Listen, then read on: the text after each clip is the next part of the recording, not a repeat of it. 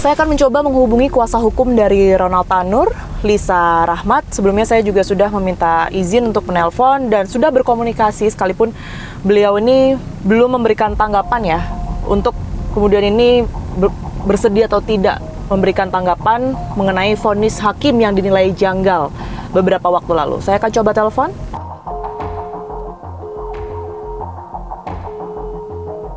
Belum ada jawaban dari kuasa hukum Ronald Tanur.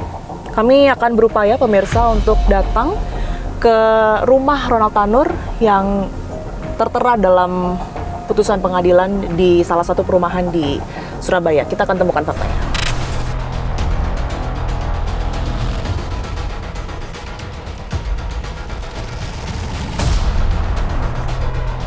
Saya akan mengarah ke rumah dari Ronald Tanur, pemirsa, yang tertulis di dalam surat dakwaan ya. Ini terletak di salah satu perumahan elit di Surabaya. Kami akan berusaha ataupun berupaya untuk meminta tanggapan baik dari Ronald Tanur maupun juga dari keluarga, begitu, berkaitan dengan bebas dan juga vonis yang kemudian ini mendapatkan reaksi publik yang luar biasa ini, karena kami juga sudah mencoba untuk menghubungi pihak kuasa hukum dari Ronald Tanur tapi belum bersedia untuk dimintai wawancara. Kita akan coba untuk ke rumah Ronald Tanur.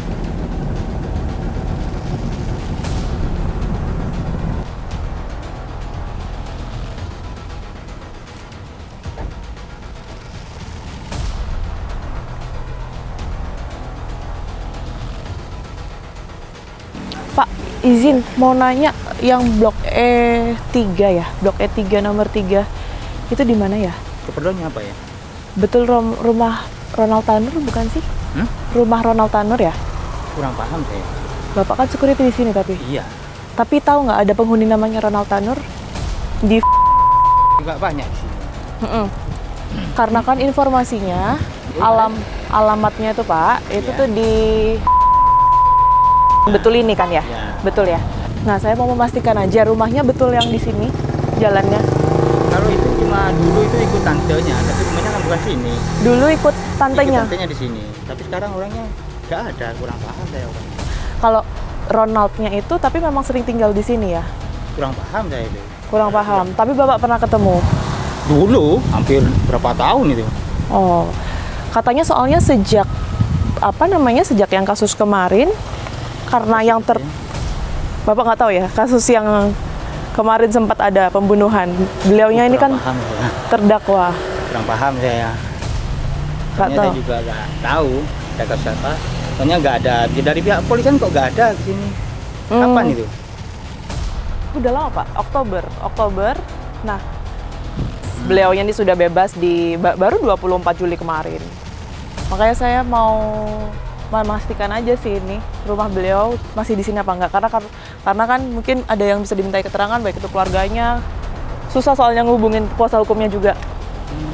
Gitu. Tapi ya udah hampir 1 minggu, tapi tantenya itu bilang ke teman saya pas saya libur itu keberatan kalau ada orang pihak luar, itu keberatan.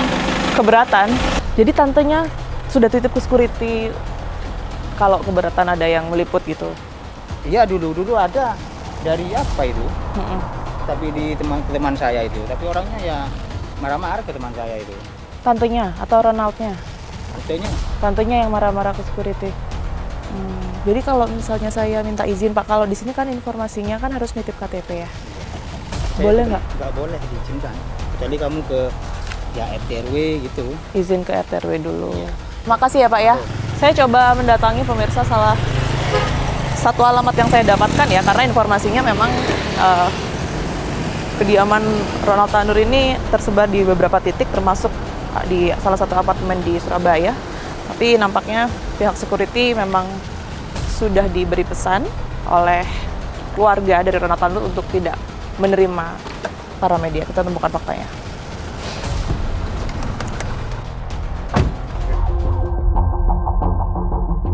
Saya sudah bersama dengan pihak yang kemudian ini turut membawa almarhumah Dini Sera ke rumah sakit pada saat hari kejadian. Assalamualaikum Mbak Happy.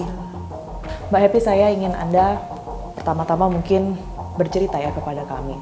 Awal mula pada saat Mbak Happy ini diinformasikan mengenai kondisi ini, seperti apa informasinya? Gini, waktu itu saya ditelepon security, ada salah satu penyewa yang mabuk. Oke. Jam berapa itu? Kira-kira 1:30 pagi. 1:30. Jadi saya dimintai tolong turun, nah, saya turun gitu. Boleh digambarkan seperti apa waktu itu security menghubungi Mbak Happy, apa yang dikatakan? Saya ditelepon apakah unit ini punya saya, bukan. Terus saya dikasih tahu si Andin ya, Andin posisi lagi mabuk. Terus saya ya bilang sama security, sudah bawa saja ke rumah sakit untuk netral itu. Terus katanya mau ditinggalkan temennya gitu loh, mau ditinggalkan temennya dalam keadaan mabuk kayak gitu. Terus sampai 2 security telepon lagi, jadi pasti ya mau tidak mau saya turun. Akhirnya saya turun, kondisi lobi dalam keadaan sepi, ternyata dia ada di dalam ruangan HU, sudah di kursi roda. Dan Mbak Happy ikut di dalam mobil itu. Oke, saya ingin Mbak Happy mundur kembali dan bercerita mengenai pertama kali Mbak Happy turun ya dari atas tadi, setelah kemudian ada security yang menghubungi. Situasi pada saat itu seperti apa Mbak? Boleh digambarkan? Kondisi lobi secara keseluruhan sepi, karena kan sudah 1:30 malam. Ya. Terus ada Ronald juga dong di situ ya berarti. Ada juga melakukan kayak itu CPR. CPR. Iya. Kalau tidak salah ini juga yang kemudian ini bermunculan ya videonya menyebar di publik begitu. Ada percobaan pada saat itu Dini berada di kursi roda, kemudian ada upaya pertolongan lah ya. Pertama kali melihat dengan kondisi seperti itu ya Mbak Happy ya, apa yang terpikir oleh Mbak Happy? Saya waktu itu nggak bisa mikir banyak. Saya tanya kenapa sampai seperti ini, katanya jatuh. Iya. Kamu apa kan? Nggak saya apa-apa kan Kak, ini jatuh. Perutnya kenapa? Kan biasanya nggak punya perut anak itu, maksudnya perutnya rata sampai besar kayak gitu. Dan jawaban Ronald? Jatuh katanya. Jatuh. Anda melihat tidak ada indikasi Ronald akan meninggalkan lokasi atau kabur lah istilahnya dari situasi itu? Informasinya dari awal sih sudah mau mencoba kabur. Informasi dari awal. Artinya dari pihak security? Iya, dari security. Dari waktu dia ngantar almarhumah itu untuk pertama kali, ada indikasi dia mau kabur. Tapi waktu itu saya nggak tahu persisnya karena saya belum turun. Saya masih di kamar. Indikasi mau kabur itu apa yang dilihat oleh pihak security, Mbak Happy? Jadi dia sudah naik mobil, sudah mau keluar dari area apartemen. Tapi akhirnya dari pihak lebih dalam telepon ke security luar untuk menghalau si Ronald. Jadi akhirnya Ronald putar balik. Yang kemudian memberikan keputusan ya, memintalah untuk Dini ini dibawa ke rumah sakit terdekat dari Mbak Happy kah atau dari Ronald? Dari kita, saya dan teman-teman security ya. Dan respon Ronald pada saat itu seperti apa Mbak? Ngikut saja, mau nggak Gitu mau. ya? Sampai di akhirnya di salah satu rumah sakit ya, rumah sakit terdekat. Apa yang terjadi di situ? Jadi waktu sampai lobinya UGD, saya turun, saya masuk ke dalam, saya minta tolong. Terus ini ada penyewa saya mabuk parah. Akhirnya 2 orang suster keluar. Di mana pasiennya itu di mobil, dibuka pintu mobilnya, langsung susternya masuk, ambil alat yang untuk cek jantung itu dan dinyatakan sudah tidak ada. Berarti jenazahnya tidak sempat diturunkan Mbak pada saat itu? Tidak sempat.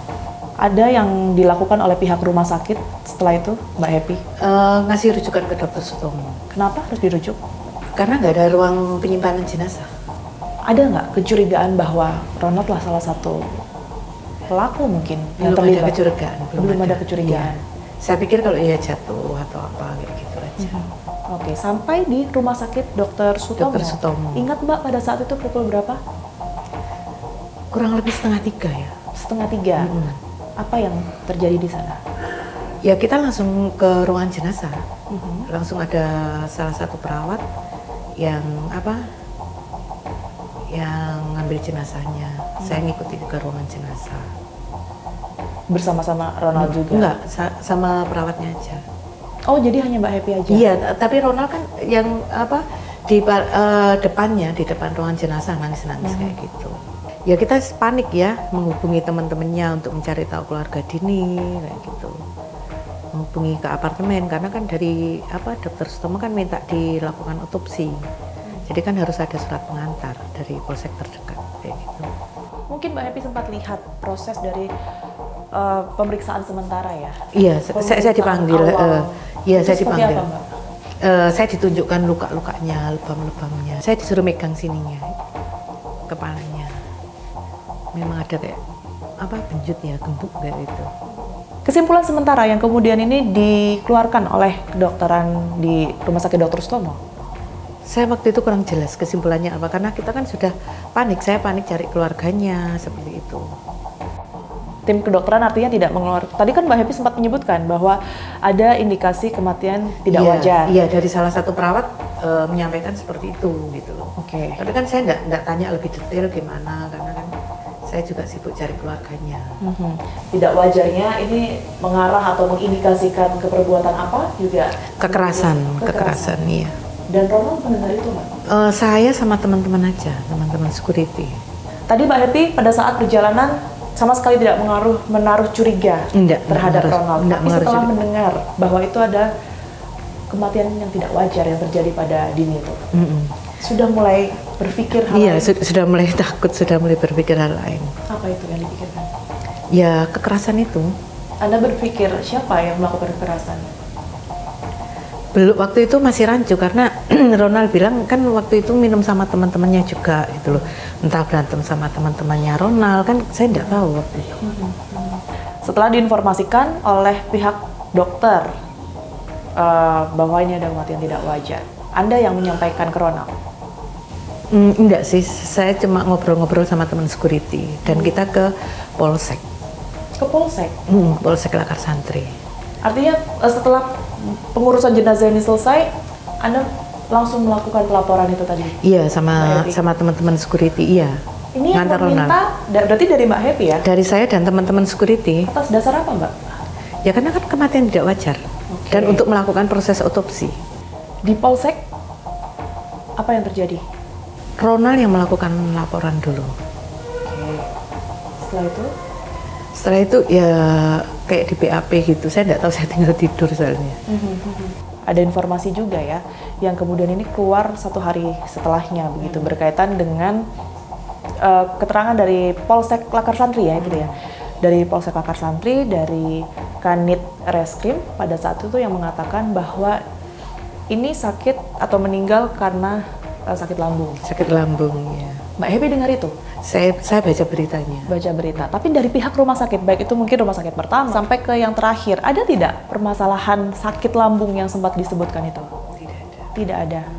Itu yang kemudian ini sempat diutarakan ya oleh tim kepolisian, menyebutkan bahwa kemungkinan besar meninggalnya karena sakit lambung. Karena ada temuan kantong plastik yang berisikan muntah, Mbak, di unit yang ditinggali oleh Dini begitu.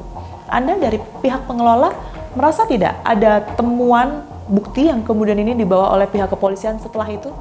Tidak ada laporan.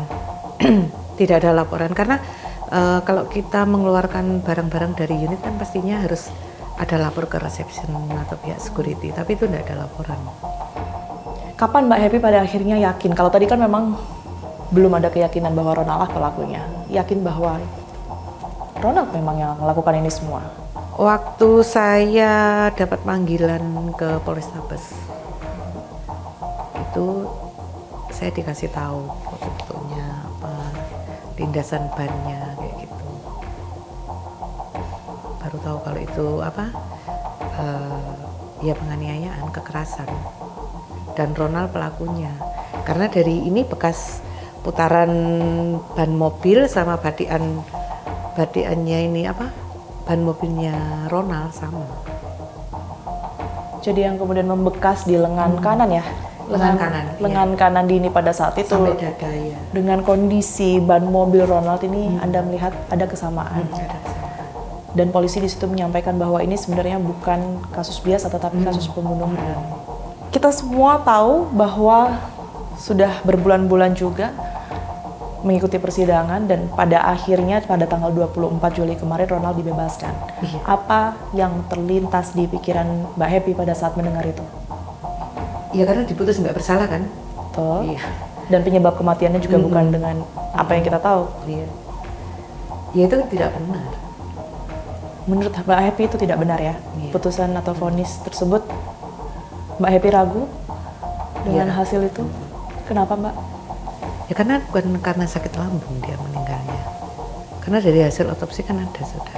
Mbak Happy terima kasih banyak atas waktunya. Kita harapkan ya semoga apa yang kemudian ini diceritakan oleh Mbak Happy ini bisa membuka kasus ini secara terang ke depannya. Terima kasih sekali lagi. Sehat selalu Mbak Happy. Kita temukan fakta selanjutnya. Jadi ketiganya hingga hari ini masih aktif belum ya, ada, Pak, ya? masih aktif, masih berjalan seperti normal dan juga masih bersidang.